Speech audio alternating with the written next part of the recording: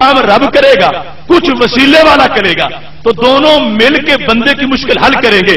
تو شرک تو اس بندے نے کیا کہ جو یہ تفریق کر رہا ہے کہ زندہ ہو تو پھر تو وسیلہ جائز ہے، فوت ہو جائے چونکہ اب مدد کے قابل نہیں رہا تو اب اللہ ہی کرے گا، زندہ ہے تو اللہ اور بندہ دونوں مل کے کریں گے۔ یہ فرق بنا موت اور حیات کا، شرک کا دروازہ کھلا۔ ہم اہل حق یہ واضح کرتے ہیں کہ زندہ بھی اللہ کا کوئی تعاون نہیں کرتا، اور فوت شدہ بھی جب وسیلہ اس کا پیش کیا جا رہا ہو وہ اللہ کی کوئی مدد نہیں کرتا، کرتا سب کچھ خدا ہے۔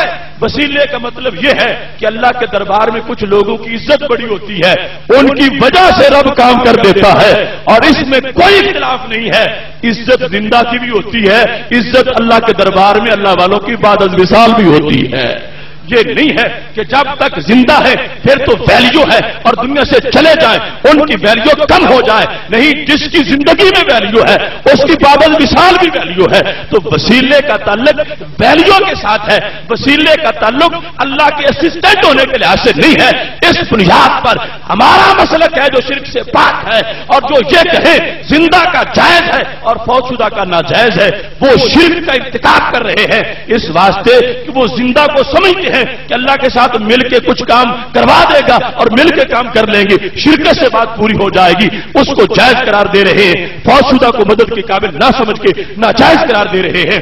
ہم نے نہ کسی زندہ کو رب کا شریک مانا ہے اور نہ کسی فوت شدہ کو رب کا شریک مانا ہے۔ ہم نے کہا کرتا وہی ہے مگر اپنوں کے نام کی وجہ سے بہتر عطا فرما دیتا ہے۔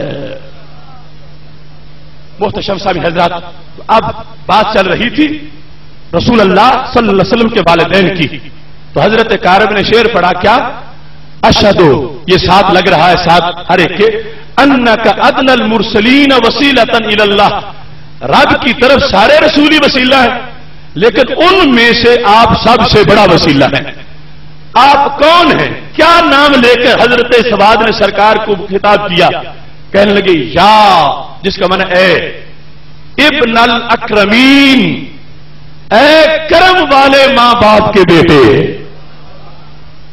یا ابن الاکرمین، اور پھر اکرمین نہیں کہا، اکرمین کہا، کیا سارا سلسلہ نسب، یا ابن الاکرمین العطائبی، اکرم بھی کہا اطیب بھی کہا، اے وہ محبوب جن کا سارا سلسلہ نسب، سارے باپ دادے پردادے جتنی مائیں ہیں وہ کون ہیں؟ تو وہ اکرم بھی ہیں، وہ اطیب بھی ہیں۔ اور اکرم کون ہوتا ہے؟ اللہ فرماتا ہے ان اکرمکم عند اللہ اتقاکم، جو سب سے پرہیزگار ہوتا ہے وہ اکرم ہوتا ہے۔ تو ماننا پڑے گا ان کا صرف ایمان ہی نہیں تھا، ایمان کے ساتھ اللہ نے پرہیزگاری میں بھی اونچا مقام عطا فرمایا تھا۔ ابن کثیر کے اندر یہ موجود ہے، درجنوں اور حوالے اس کے موجود ہیں۔ تو میرے محبوب علیہ السلام کے سامنے حضرت سواد نے جب نبی علیہ السلام کے والدین کی اور سارا سلسلہ نسب جو حضرت آدم علیہ السلام تک ہے سب کو حضرت سواد نے کہا وہ اکرم ہے، وہ اطیب ہے، اور محبوب تم ان کی اولاد ہو، تم عظیم لوگوں کی اولاد ہو۔ تو سرکار نے یہ نہیں فرمایا میری بات کر، میرے ماں باپ کی بات نہ کر، جس طرح آج کچھ لوگ کہتے ہیں کہ سرکار دو عالم نور مجسم شفیع معظم صلی اللہ علیہ وسلم کے والدین معاذ اللہ ان کے بارے میں انہوں نے عجیب عجیب داستانیں گھڑ رکھی ہیں۔ یہ میرے محبوب علیہ السلام کا مجمع ہے جہاں صحابی نعت پڑھ رہے ہیں، سرکار کی شان بھی بیان کر رہے ہیں، سرکار کے والدین اور پورے سلسلہ نسب کا ایمان بھی بیان کر رہے ہیں۔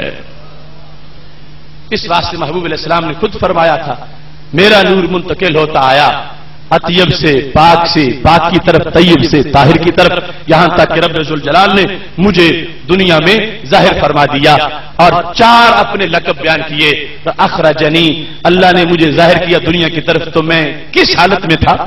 سید المرسلین وخاتم النبیین ورحمۃ للعالمین وقائد الغر المحجلین۔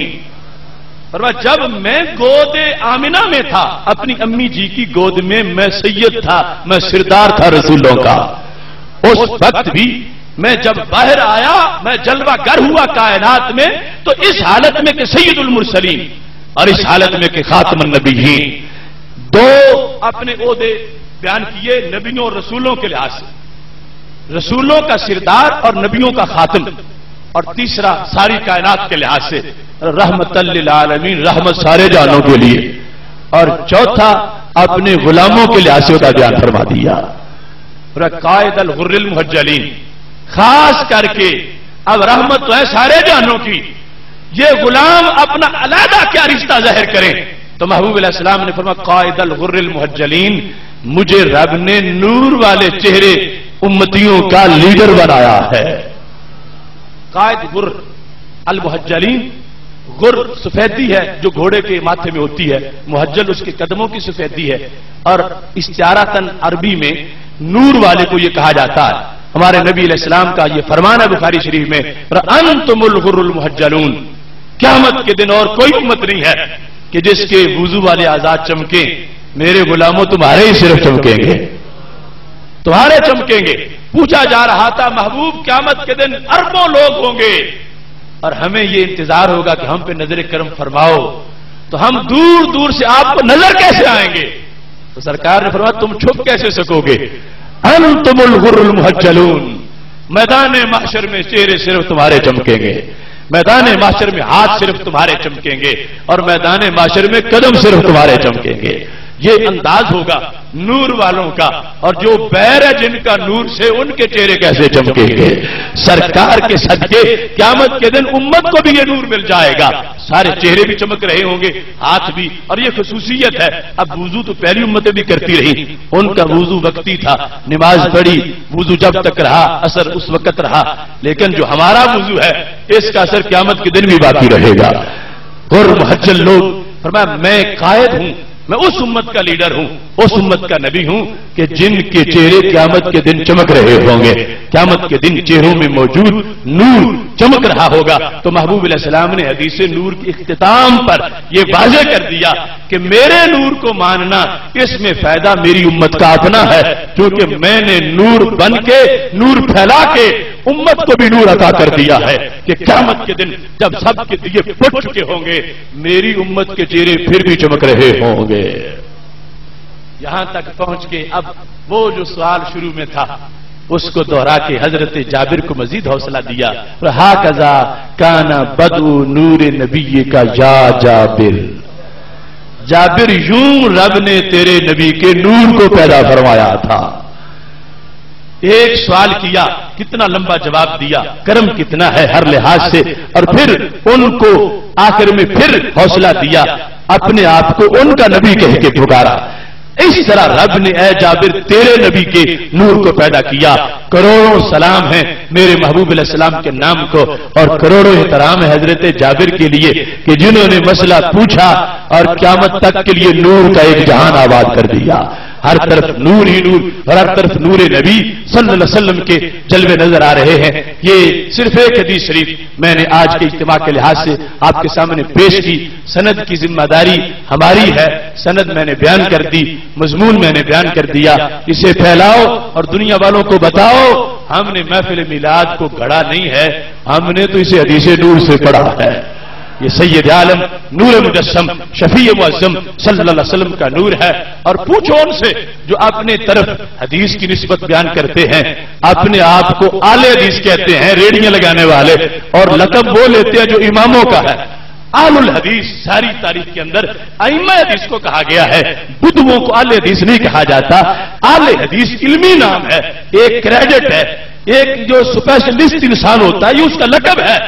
اور آج بھی یہ سند ہمارے پاس ہے، دکھاؤ ان میں جو سرکار کے ان لفظوں کو آج تک ان کے کسی بندے نے مجمع میں بیان کیا ہو. ریکارڈ ان کا اٹھا لو، ان کی سی ڈیز کیسٹیں، کوئی ایک ان کا عالم کہ جس نے یہ لفظ جو نبی علیہ السلام کی زبان سے نکلے ہیں، یہ بھی تو حدیث ہے اور یہ متن ہے میرے محبوب علیہ السلام کا. میں پورے وصول سے چیلنج کر رہا ہوں، جتنی بھی وہ ضروریت ہے ایک انسان بھی آپ کو ایسا نہیں ملے گا کہ جس نے سرکار کا یہ فرمان اوپر سے کیا کتاب سے دیکھ کے بھی سنایا ہو. یہ تمہارے خادموں کی شان ہے کہ جن کو رب نے اصل میں حدیث کا علم اور حدیث کی شان دی ہے. یہ حافظ الحدیث کا فیضان ہے کہ ان کے شاگرد بھی حدیثوں کے صفحے کے صفحے مجموع میں پڑھتے نظر آ رہے ہیں.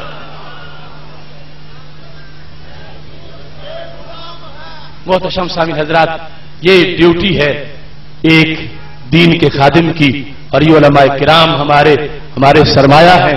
جو اس وقت اس پہ اسٹیج پہ ہیں، ان کے علاوہ بھی جو دن رات دین کی خدمت کر رہے ہیں، اللہ ان سب کو سلامت رکھے۔ ہمارا ادارہ صراط مستقیم کا ایک منشور جو کعبے میں مسجد حرام میں بیٹھ کے لکھا تھا اور اس کے اندر ساری باتوں کو اس دن لکھ دیا۔ آج جو کچھ بھی ہو رہا ہے یہ کوئی نئی چیز نہیں، پہلے دن ان ساری چیزوں کو پیش نظر رکھ کے یہ سارا کام شروع کیا گیا تھا۔